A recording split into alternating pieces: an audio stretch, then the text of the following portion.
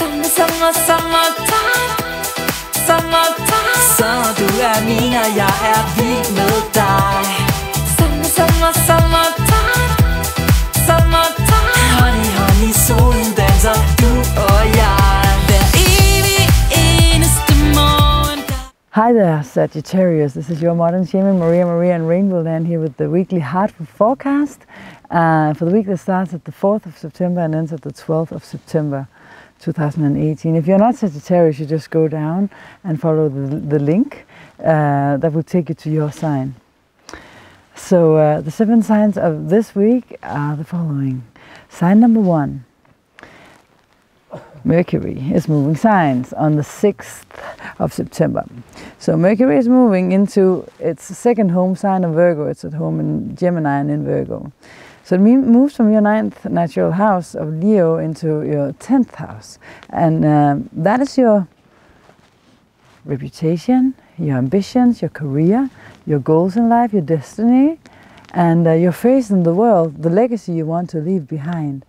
Here you will start having new ideas, new plans, you'll start communicating with new people, and you will have an excellent opportunity, because there's a grand trine between Earth, between Mercury in Virgo, Uranus in Taurus, and Saturn in Capricorn. And I'm sorry if you can hear some weird squeezing sound. It's because it's a very dear friend here cutting something with a squeezy thing that I don't know. What is the name of that in English, John? The tool? No, either shears or whatever you want to call it. Shears. Okay, we don't know what it's called. But actually, John, it's zoomed in, so I don't think they can see you on the picture. I don't know. But they can see if my hair catches fire. Anyway, it's fire, isn't it nice, Sagittarius, for you guys? But anyway, this grand trine in Earth sign is going to help you, because it's between your 6th house. Here you have it. Just a second. Let me count. No. Let me be sure. It's between your 2nd, 6th, and your 10th house, yes. And this means that you are actually going to be able, once again, just as in 2 weeks ago, to manifest something you really wanted to manifest within your business, and you'll have the right ideas and the right tools to communicate with people to actually do it. So people will come in, and you will have to take the chance and grab it to make that change and manifest these changes within your work, your career life, your day-to-day life and habits, so that your resources can build with Saturn there. And sign number 2 of this week is also that Saturn is moving direct. So with Saturn direct in your 2nd house of finances, values and money, after 4 months of going retrograde, even though it's moving very slow, you will definitely feel that things start to move forward. This is a good thing for you. Take advantage of it. Sign number 3 of this week is that Venus is moving out of her 2nd home sign of Libra and into Scorpio, your 12th house.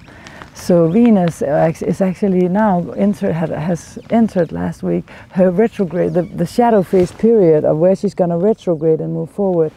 And she won't be out of this until the 18th of December. And this has something to do with your relationships. And she's moving from your 11th house of networking, groups of people, friends, organizations, plans for the future, you know, where you have been planning what to do with your future once everything moves out of your 12th house and into your 1st house, how you can start a new year once we reach your astral year. But she is moving. Before that, she is going to be in a square with Mars. We'll talk about that in sign number 5. But she's moving into Scorpio, your 12th house. This is a chance for you, because she's a benefic, to really take advantage of your meditational skills, of you contacting your higher self and getting in touch with your intuition and that side of you where you feel into life and transform on a deeper level in your connection with God. But she'll be in a cycle here, so there's something you really need to learn over the next 3 months with your contact with other people in regards to these areas of your life. So it has something to do with your networking, your groups of friends, but also your contact with people on the other side, perhaps, and your higher self. This communication that goes on between your guides, your angels, whoever it is that you are in contact with on the other side, is going to be improved somehow through some lessons that you're going to learn, but also your contact with other people in general will improve. And of course, always with these retrogrades, it can feel a little hard because we feel like, oh, our relationships are stagnated, and whatever information you get from the other side, you will benefit you in your relationships at large. So pay attention carefully to that. And then we also have sign number 4 of the week, and this is the moon, what it's doing this week. It's gonna go through your 8th house of Cancer at the beginning, but it's gonna be in opposition to the heavyweights, the Saturn, Pluto and Mars. Not that Mars is more feisty than heavy, up there in Capricorn in your 2nd house of resources and finances. This is maybe something that's on the table of shared income and resources and your own finances. What do you have? And some restrictions perhaps coming here that you need to deal with and organize in a way that will make it easier to move forward. Then she goes into Leo, your 9th house. You will feel more open, and you will feel that your mind is expanding, and you will, this is your sister sign, so it's always nice when the moon goes through here. You feel more positive, optimistic, and willing to learn some new things. Then she goes into your 10th house of career and ambition, goals, destiny, where she meets up with Mercury and ignites those ideas that you're getting about how to improve your day-to-day life and your work life, career-wise. And she will form, oh, let me see the fire. Wow, how nice is that, right? And she will be forming a she will be starting a new moon there, a new moon in Virgo down here. And a new moon in Virgo has something to do with something that you can start and build upon now in your career over the next 6 months, and it will have its culmination once we reach March. You'll see the result of the work, the results of the work you've been doing. So it's up to you how much work you will put into this, and you will see the result then. Of grounding your thoughts, also grounding, getting realistic about things, doing the realistical right choices, because Saturn is involved, so you have to follow the rules and the structures that society tells you to. And then, of course, we will also have Uranus over there in your 6th house, giving you epiphanies about how to improve your day-to-day life, your health routines, and how if you go to bed early or eat and drink the right things that are healthy for your body in general. Then we have sign number 5 of the week, and the full moon was, by the way, at the 9th of, the new moon was at the 9th of September, just as well as the Venus moving into Scorpio was at the 9th of September. And then we have Mars, Mars up there in your 2nd house, changing signs at the 11th. But before Mars changes signs, it's going through the critical degrees of your 2nd house. So you really have to be sharp on some financial issue. You cannot skip any steps. You don't jump the fence where it's lowest here, because it's in the same room, sign as Saturn and Pluto. And Saturn is not allowing in his home sign of Capricorn that you do anything financially that is not according to plan. This means that there's no spending money on impulsive things that Mars can make you gonna want, but Mars is gonna be in a square with Venus just before the 11th, on the 9th and the 10th, before he changes signs. And this square between, what is it for you, between your 11th house of your connections and your networking, your groups and friends, there may be some tension between you and them in regards to your resources. Maybe you lend someone money, they don't pay it back. Maybe they want to, take advantage of your, generous sides, or it can be something completely different. You know what it is once you get there. So now you're prepared to not react aggressively, because Mars is the warrior that can tend to react aggressively. Then he changes signs, and this reopens the square between Uranus and him in your 3rd house of communication, and in Leo over there in your 6th house of health. and day-to-day routines and work colleagues. So maybe there's some communication problems, I don't know which, but you know, that has been going on since May, the middle of May, and got reopened in the middle of the summer, and then now again, for the third time, Mars is passing over the same area. This means that you will see things in a brand new light, where you open up your mind, or you have the chance to open up your mind to see the situation differently and change it somehow. Hopefully you will get an epiphany, but it won't be necessarily that easy for you, so you have to be patient and use your ability to meditate and breathe deeply before you react. Sign number 6 of the week is Jupiter, right there in your 12th house of intuition, contacting spirit, the spirit world, the spirit realm, where you are in contact with your higher self, you meditate, you know what to do through your intuition. And he's in a sextile with Pluto up there in the 2nd house of finances, resources, self-worth, habits, etc. And in Pisces, Neptune in your 4th house of your personal life, your intuition, your emotions, your family, your foundation. So something can improve here if you contact, you're in a good flow with the spiritual, more spiritual realms, and you allow the messages to come through so that you can improve and transform your resources, your financial situations on a deeper level through Pluto, which is deep transformation. Maybe you transform some fear you have around this area that needs to be transformed, so that you let go of the fear, you start trusting again, because you hear your inner voice saying it's all okay. Notice the signs and trust the process. Sign number 7 of the week is the theme of the week and the card of the week. I'm going to draw the card back home while you look at some beautiful footage. I will speak about it. And the theme of the week is that crisis is your friend.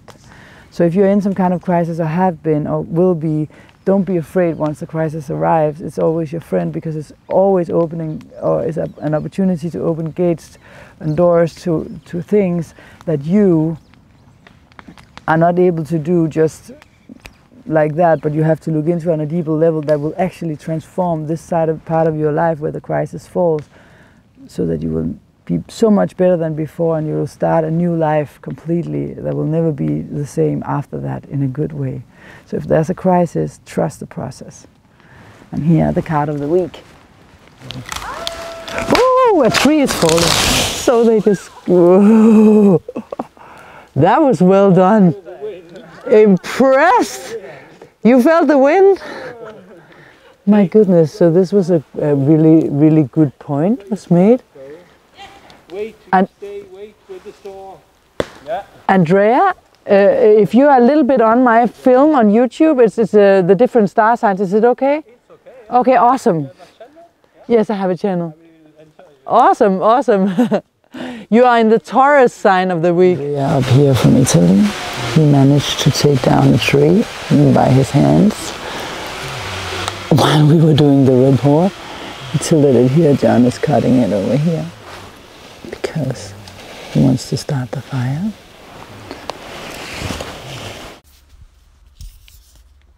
Sag, your card of the week is the same as a Gemini, so that is your opposite sign. There you are on the same axis. That is interesting. So it's a Chariot card with this beautiful young man with his crown and his armor and a wagon, and you know, with stars upon the fabric, and yeah, you can see that he's so beautifully dressed with some kind of.